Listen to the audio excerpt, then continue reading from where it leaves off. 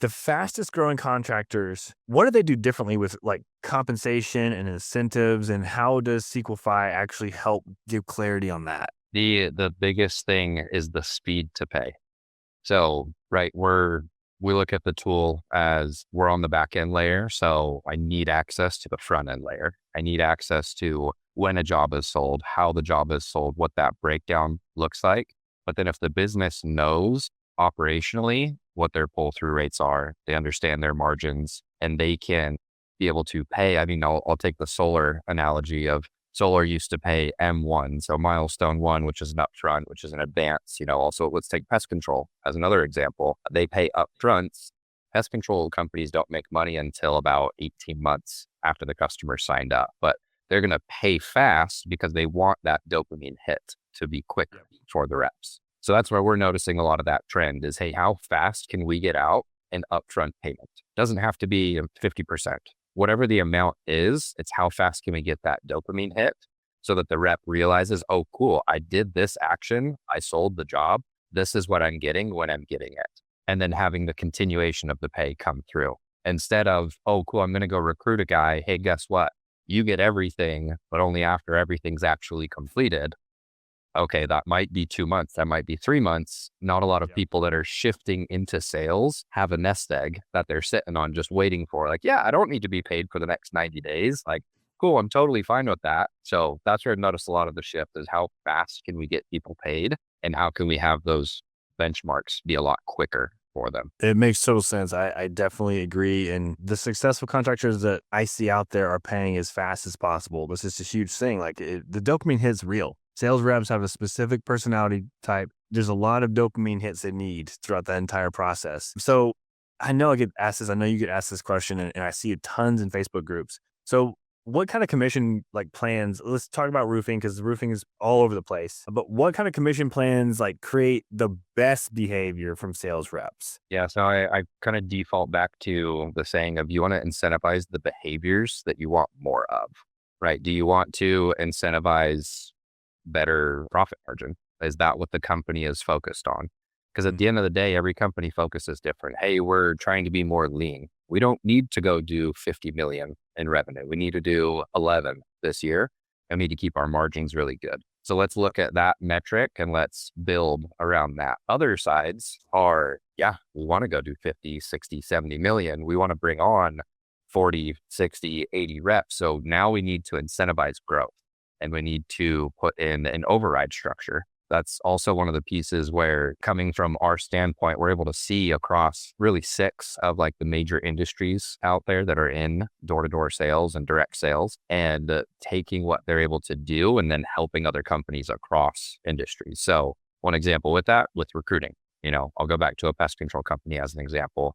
They've got 1,000 people out there. They've got 100 something different teams. They've got managers that are making overrides on all of this. And yes, they still need to go do their personal production, but it's almost more of an incentive to build and recruit Yeah. and have those structures. So kind of going back to the original question of where do we notice this? One of my favorite pieces in the platform is what's called tiering, different revenue amounts for different commission amounts. Meaning jobs 1 through 5, I'm paid this amount. Jobs 5 through 10, I'm paid this. Jobs 10 through 15, I'm paid a different amount so that there's that much more of an incentive. So it's not just, oh, cool, a storm hit. Let's go, do 30 deals this month and maybe zero the next month. But now it's how do we have those driving pieces to help them? Hey, I can go make more if I do produce more, if that's the way that the company's moving, right? Makes sense. So quantity, there can be tiered for quantity of contracts sold. I know a lot of people they talk about 10-50-50 split and they talk about 10% of revenue. Another smart thing that I've seen, it is complicated if you don't have a really good system in place like Sequify. What do you guys do or see this commonly where certain profit margin hits? Are you able to identify a profit? Like if you connect with Proline, are you able to see certain profit margins if there's flexibility in those margins to generate the correct commission based on the profit margin? Yep. That's one of the biggest things is, I mentioned tiering with volume. That's the easy example, right? Hey, I'll be honest, you can probably go do that in a spreadsheet, nothing Yeah. crazy in there, but Yeah, do it with 20, 40, 50 people. Like it's a different story. But now building in different kickers at different profit margins. So once again, I go back to that first company. Hey, we only need to do 6 million in revenue this year, but we want to sell jobs that are only above 45%. Yeah. Guess what? If you sell a job that's above 50, there's some extra cheese on that in addition to the normal commission. But will you sell a job that's in this market with this margin, with this product and material? Let me go 3 layers deep for that person. So that's really the beauty and why, I've loved being in software is we can give that data visibility to an owner. PE's coming into the space right now, and it has been. What do a lot of these guys come from, right? Investment banking, the background of numbers and data, and let me see all this. We can help provide those layers now. What are the best locations? What is the actual pay by position?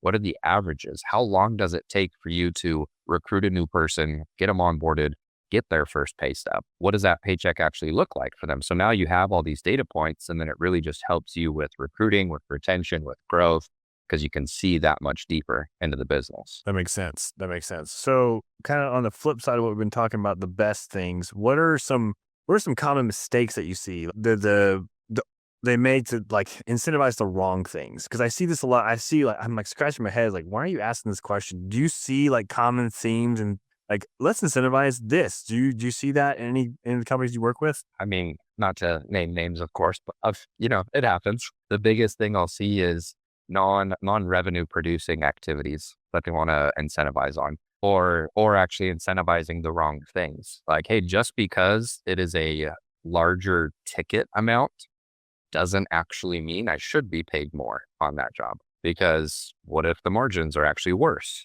Right. So once again, incentivizing what are the specific things that you as the business need to be looking at. Is it overall account volume? Is it profit margin on those? Is it, hey, we're trying to help our sales guys go double their volume or actually double their commissions, right? Like what's the lever that you're trying to look at for the business? And, main ones, like I said, just non-revenue producing, incentivizing the wrong things, whether it's like total dollar amount versus actual margin on the deal. And then, I'm sure there's a bunch of other ones, but I just kind of let those go out of my mind. Yeah.